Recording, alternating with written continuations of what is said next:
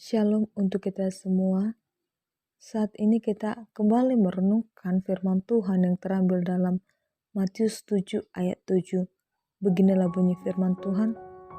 Mintalah maka akan diberikan kepadamu, carilah maka kamu akan mendapat, ketoklah maka pintu akan dibukakan bagimu.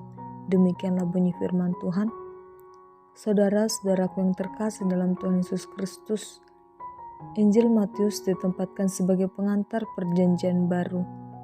Mesias, anak Allah yang hidup dapat kita lihat dalam Matius 16 ayat 16. Walaupun nama pengarang tidak disebutkan dalam nats Alkitab, kesaksian semua bapa gereja yang mula-mula sejak tahun 130 Masehi mengatakan bahwa kitab ini ditulis oleh Matius, salah seorang murid Yesus. Saudara-saudaraku yang terkasih dalam Tuhan Yesus Kristus, nats renungan kita saat ini yang tertulis dalam Matius 7 ayat 7, kita akan mengetahui bahwa apa yang diminta, diketuk dan dicari tidak mencangkup segala sesuatu. Apa yang diberikan adalah apa yang menjadi kebutuhan, dapat kita lihat dalam ayat 9-10, dan apa yang baik dapat kita lihat dalam ayat 11. Berdasarkan teks ini, sebagian orang meyakini bahwa apa saja yang kita minta di dalam doa pasti akan dikabulkan. Yang penting kita memintanya dengan penuh iman.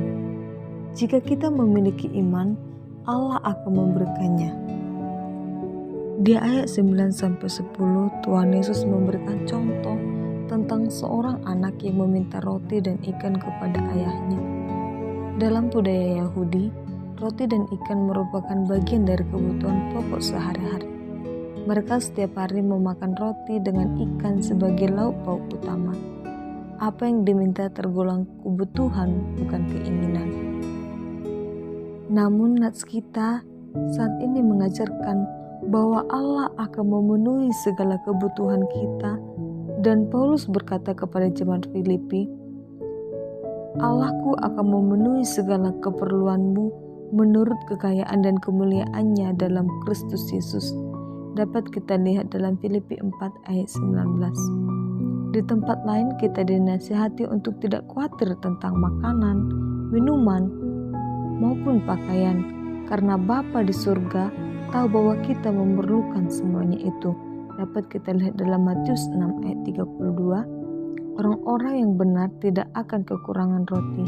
Dapat kita lihat dalam Mazmur 37 ayat 25. Saudara-saudaraku yang terkasih dalam Tuhan Yesus Kristus, dalam kitab Matius 7 ayat 7 ini ada bagian-bagian lain dalam Alkitab yang mengajarkan bahwa tidak semua yang kita minta pasti akan dikabulkan. Ada dua contoh yang paling sulit dibantah, yaitu Tuhan Yesus dan Paulus. Yang pertama, di saat menjelang penangkapannya, Tuhan Yesus berdoa di Taman Getsemani. Doanya yang khusus dimulai dengan kalimat, "Ya Bapa, tidak ada yang mustahil bagimu." Dapat kita lihat dalam Markus 14 ayat 36. Ini dijelaskan merupakan sebuah ungkapan iman. Sesudah itu ia memohon agar cawan atau penderitaan di kayu salib dilakukan oleh Bapa. Dapat kita lihat dalam Markus 14 ayat 36b. Tidak seperti para pengajar teologi dan gerakan iman yang menganggap penyerahan diri kepada kehendak Allah sebagai musuh dari iman. Tuhan Yesus mengakhiri permohonannya dengan kalimat, "Tetapi janganlah apa yang aku kehendaki, melainkan apa yang engkau kehendaki." Dapat kita lihat dalam Markus 14 ayat 36c. Dalam kenyataannya, permohonan Tuhan Yesus tidak dikabulkan.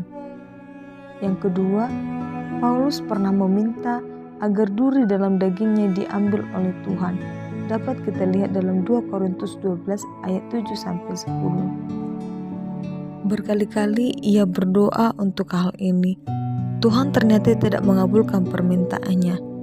Ada sesuatu yang lebih baik yang disediakan oleh Allah melalui duri dalam daging. Allah ingin menjaga Paulus dari kesombongan.